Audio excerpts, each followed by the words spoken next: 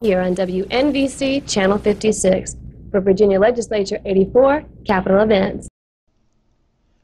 I'm Mike Hounshell, and this is my first television interview in 1984 for my solo album, Sometime, Somewhere. We're back live on the Green Room, and we have a very young recording artist with us who had sent us his album, and we were very impressed with him, and we wanted to play a cut from that today. And we always like to help people who are aspiring musicians and theater-type people here in the Washington metropolitan area get established both in this area and in New York and beyond. And Michael, it's a real pleasure to have you with us. Congratulations on your album. In just a minute or so, we're going to hear a cut from it, and I'm excited about that. And I wanted to ask you, well, thank you. I wanted to ask you if you'd be so kind as to write a theme song for our show.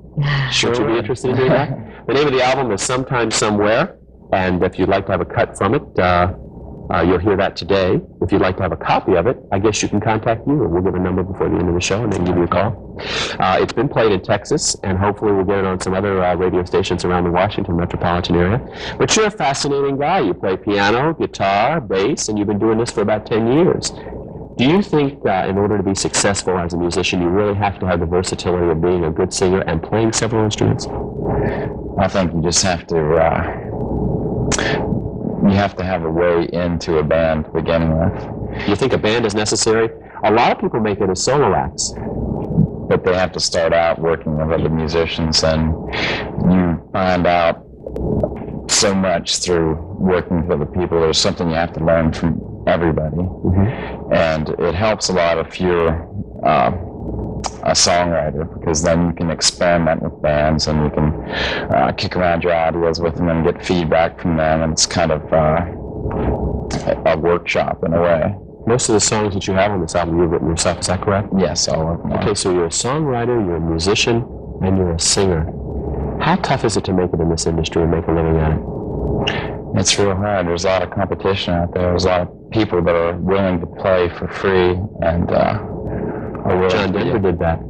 Yeah. For quite some time. He used to play in a place for free and said, look, I just want the work, before he made it. Certainly you can't play for free if you want to make a living. No, unfortunately, you have to make the rent. What happened about 5-6 years ago? I guess in terms of performers, individual performers and bands, it was real tough because the disco movement came in, and a lot of clubs, which traditionally had featured groups, all of a sudden were playing PA systems and trying to save dollars. And then things got kind of, I guess, attendance went down, and now they're back more to groups. But it was tough for performers during that 5-year hiatus, wasn't it? Yeah, it was. I had to play in a lounge act, and I had to do the whole bit where I wore a tuxedo and played all those disco songs that people were going to discos to hear. How do bands feel about disco songs? Especially drummers. It must have been tough on them. Well, it was the same beat for every song. It was basically like, you had to put your tongue in your cheek and then sing a Donna Summer song and kind of bear with it. How old were you when you first picked up your first instrument and decided, look, I want to be a musician? Well, I started writing songs when I was about 5 or 6 years old, and I'd sing them into a tape player and bring them up to my father and say, what do you think, Dad? What do you think? And what do you say? Never mind. That can work two ways.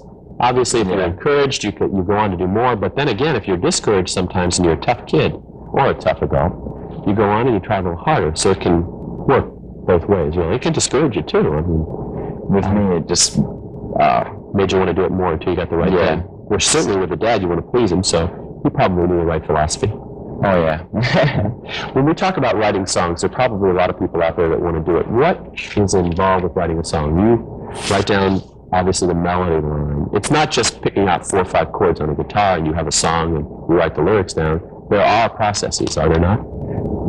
The only process that I can think of is an inspirational process. You'll just be somewhere that will be very very song, and you'll start hearing a real tasty melody, and it'll just kind of stick with you. And if you keep that in your head until the time you get to an instrument, then you pretty much got the basics of a very good song. If it's something that'll stick with you for a long time, then it's something that will probably stick with someone else. Usually if it's something along the lines of a chant and then you formulate it into a familiar phrase.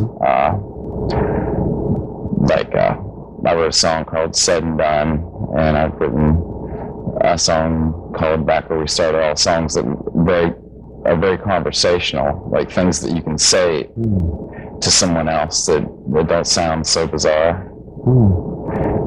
And so it really does come from the heart. But in order to have this song accepted and to also copyright it, you have to at some point lay a melody line down, do you not? you have to, these days, you have to have a cassette recording to make copyright. Is that all you need, really?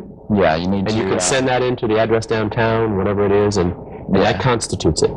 Yeah, from the minute you put it on tape, it's in all actuality copyrighted. Yeah. You don't have to write any lyric sheets out. You don't have to. You don't have to do that anymore. Yeah, although I did go to college for that, and that helped a lot in the manner that I could hear a melody and without picking up an instrument. In terms of the copyright laws, though, at some point, if you have recorded a song and sent it in, and it's been copyrighted, and I guess there's some official paperwork they send back to indicate that you've been given the copyright. I'm not familiar with that, but assuming, of course, that takes place, and then at some later point another song is recorded that you think is very similar to yours, they're going to have to sit down with those two tapes. They're going to have to look at music lines or melody lines. You're going to have to submit at some point, or someone's going to have to analyze the two melody lines to see how similar they are. This is true. It's usually done with music lawyers, though, and you can be ripped off and never get a penny from it. And for one thing, titles can't be copyrighted, and melodies, a lot of, I could think of a few songs on the charts today, a lot of them are direct rip-offs from other songs.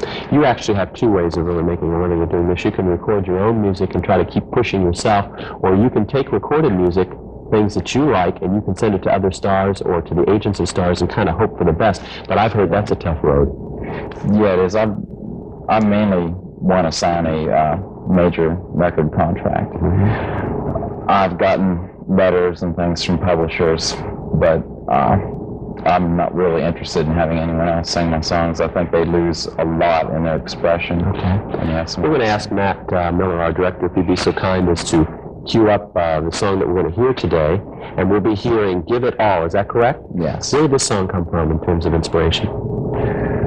It's just one of these songs I heard in my head, and I sat down at the piano. Does it mean give it your all, give it everything you've got, try your best? Is that basically the theme? Yeah, sure.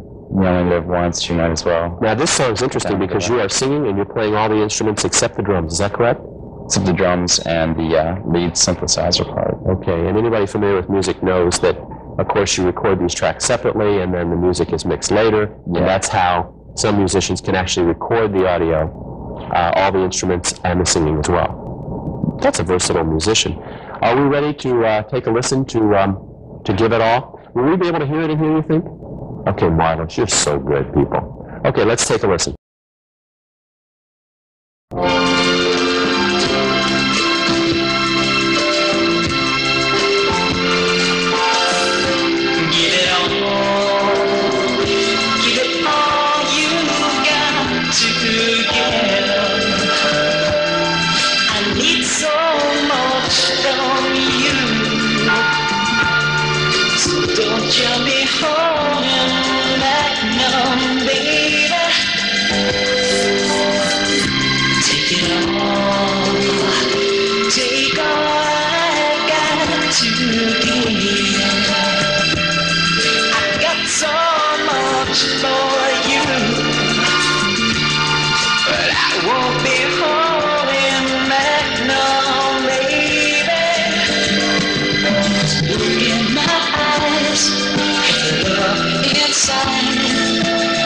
No surprise, got nothing to hide. Tell me straight, it's only fools play games. My love, so give all you got, all you got. Very nice. I'm impressed. The high voice, I would have never picked it out because you have kind of a lower register type of talking voice, and yet the high singing voice, the instrumentation was very nice, very pleasant.